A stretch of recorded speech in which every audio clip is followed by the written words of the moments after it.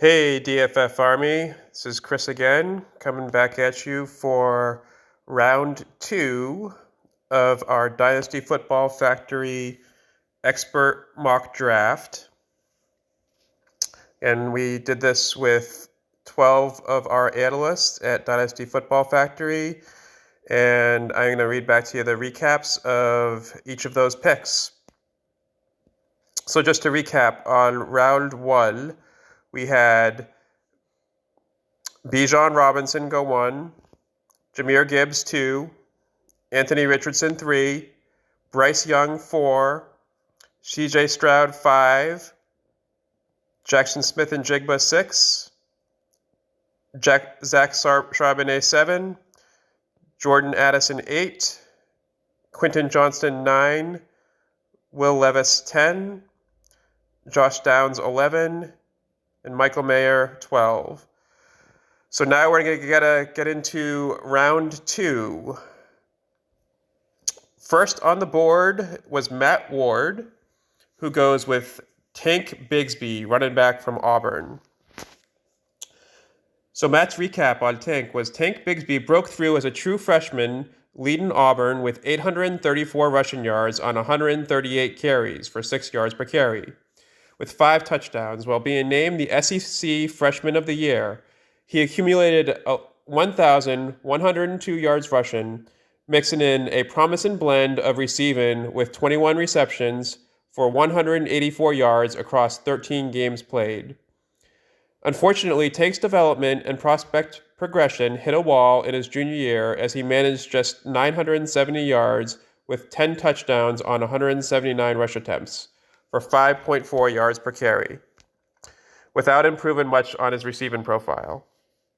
Nevertheless, the former star running back that plowed through SEC defenses as a minor is still buried within Tank's promising profile. I'm comfortable with assuming that risk at any point past the 1.12 selection. So again, 2.01, Matt Ward selects Tank Bigsby.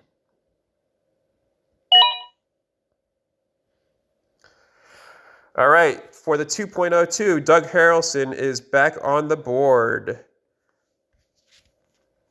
Just to recap the format here, this is a 12-team Superflex tight end premium full PPR league. And Doug Harrelson goes with Devin Achane.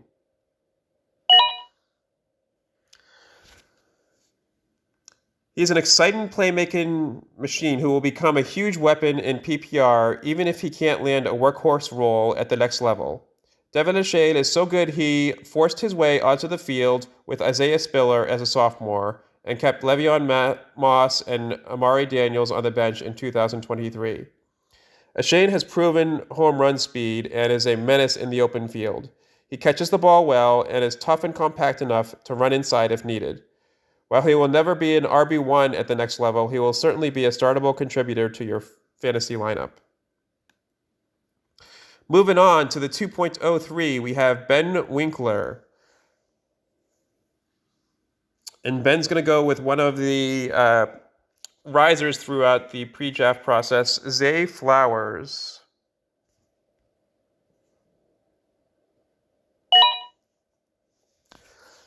Ben writes, I pressed the button on this one really fast. Flowers falls in my tier 2 of wide receivers. JSN is the lone member of tier 1. And as I've moved through my process, I can feel him separating himself more and more from Quentin Johnston and Jordan Addison, who are guys I know I should like, but I don't quite see it with. Flowers, on the other hand, does everything I look for in a receiver. He's an elite separator, smooth and explosive after the catch, and has the strength to hold up against press out wide, even if he may be more effective in the slot. I'm happy to snag a contender for my wide receiver 2 spot in this class at the start of the second round. All right. So now we're moving on to 2.04, and I am on the board. This is not my favorite section of the draft. I kind of view this area as a dead zone a bit, where most of the value is coming later in the second round or earlier in the first. So in a normal draft, I may be looking to move up or move down, but here on the board at 2.04, I select Jalen Hyatt. So round one feels like it's fairly consensus right through the end. Once we hit round two, it feels like a giant tier where any player could go anywhere. I have Hyatt as my top available wide receiver on the board here. Hyatt has the third highest receiving yards per team pass attempt in this class at 3.22. This is a highly predictive metric for future success at the NFL level. Although some felt he might post in the 4.3s for his 40 times, he was still able to put together an elite relative athletic score of 9.56. Hyatt is a true game breaker who threatens secondaries with elite long speed. Look for Hyatt to go at the back end of the first round of the NFL draft.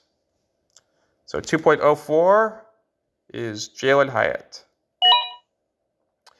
Next up is Chris Miles for the DFF Analyst Mock Draft. And again, we're going to be doing several more rounds, a few more rounds here. So if you all could subscribe to our channel, that would be fantastic for more of this content. And you can also look for more Dynasty Rookie Draft prep and articles all year long for advice. Please check us out at dynastyfootballfactory.com. So 2.05 on the board. Chris Miles goes with Sean Tucker. Chris writes, the Dynasty community has seemed to settle on its top three running backs for this class. Bijan Robinson, Jahmyr Gibbs, and Zach Charbonnet. After that, it is a crapshoot that will only get settled after the NFL draft. My pick for RB4 is Sean Tucker, and I'm happy to get him here at RB6. Sean Tucker has an all-around skill set, is a proven receiver, 18.4% best season reception share, and is north of 30 BMI, which is a crucial mark for running backs to become every down backs. I think Tucker's production was stellar, and he really separated himself from the rest of his backfield. Those are the players I want on my Dynasty team, and it is why I am choosing Tucker here. Sean Tucker goes at the 2.05. Moving on to the 2.06. This player was one of the big risers at the Senior Bowl. Tyjae Spears by Drew Pettiford. All right, so maybe a little early for Tyjae Spears here at the mid-second, but there is no denying his playmaking ability. He put his explosiveness on display at the NFL Scouting Combine, finishing second and third respectively among all running backs who participated in the vertical jump and broad jumps. He also showed well in the bench press. Spears has good vision and creativity, but he doesn't have the size or the resume, outside of 2022 against Group of 5 competition, to offer a workhorse role at the next level. Still, he is an exciting prospect who can fill a flex role in your lineup if he happens to catch round 3, 4, or 5 draft capital.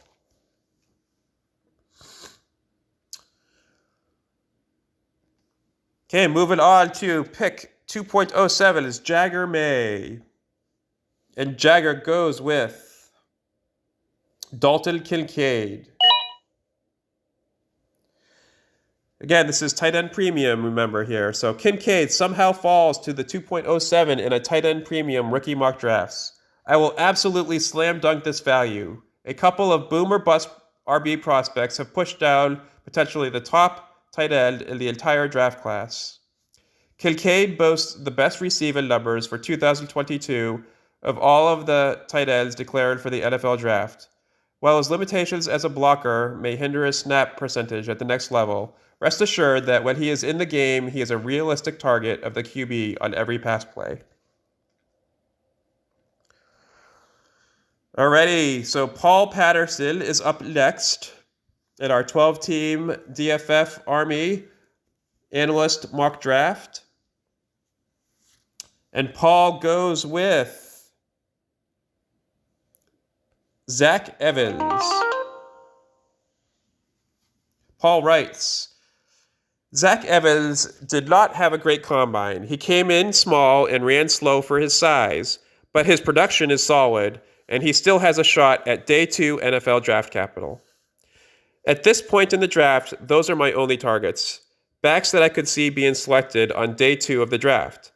These guys will be given much more opportunity than the Day 3 backs to succeed and score fantasy points.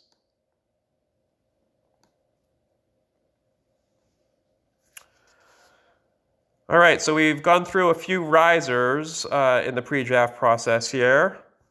Now we're going to look at one of the fallers.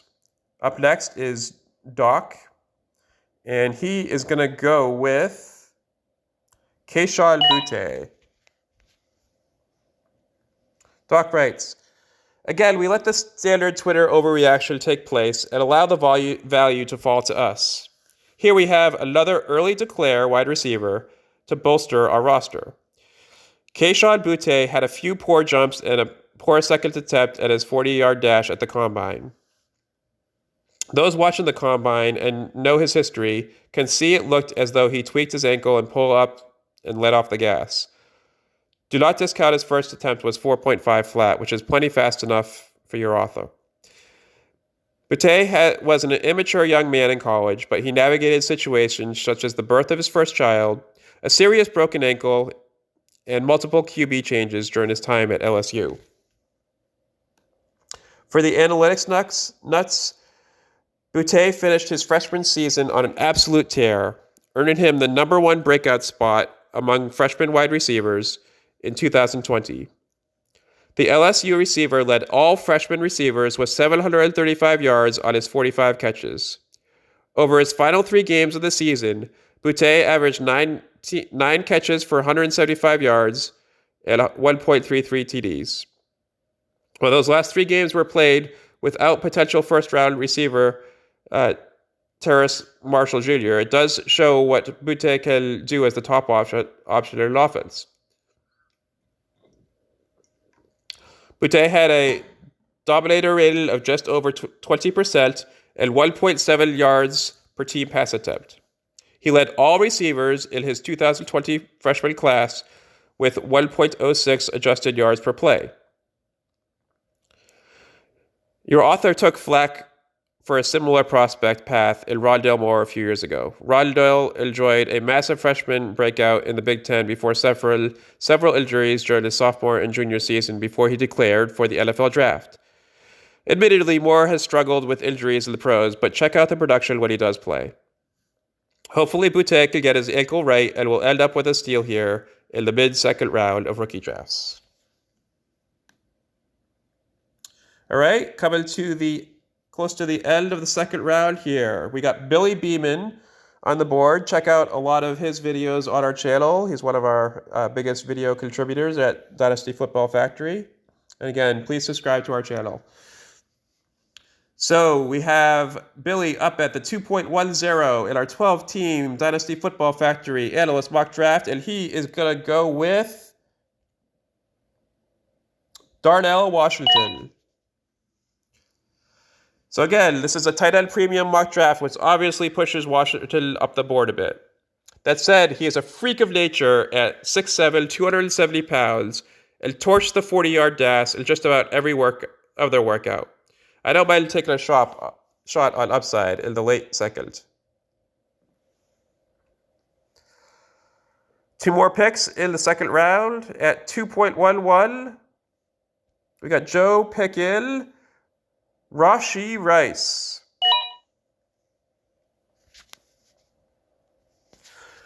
Rashee Rice posted an impressive combine, displaying excellent athleticism, but the film doesn't match up with the ability shown off the field. Rice has a good blend of size, length, and speed, and he does show a feel for the game, and is willing to grind and work back to his QB on broken down plays. However, there are limitations in his game currently with route running acumen and concentration drops as primary concerns. If Rice can develop these under the tutelage of an NFL receivers coach, then look out. The sky is the limit. The Chargers or Chiefs would be ideal landing spots in the middle rounds. Okay, coming to the last pick, our fearless leader, MG.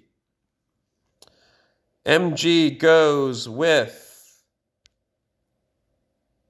Marvin Mims at the 2.12. MG writes, as an OU grad, I am biased. But truth be told, Mims should have been gone already. A future PPR magnet and locks in the potential to be a consistent wide receiver 2 or 3. Boomer Sooner. All right, guys. Thanks. That wraps up round 2. You can also check out round 1, which we already uploaded and recapped previously. So I am going to go ahead and recap that round right now. The 2.01 was Tank Bigsby. Second pick, Devin Ashale. 2.3, Zay Flowers. 2.4, Jalen Hyatt. 2.5, Sean Tucker. 2.6, Tyjae Spears. 2.7, Dalton Kincaid. 2.8, Zach Evans. 2.9, Keyshawn Butte. 2.10, Darnell Washington. 2.11, Rashee Rice. And 2.12, Marvin Mims. All right, DFF Army, thanks for joining us. Please subscribe to our channel and check out our website at dynastyfootballfactory.com for tons of great Dynasty invites, constant articles, rookie rankings, and so much more. Thanks, everyone.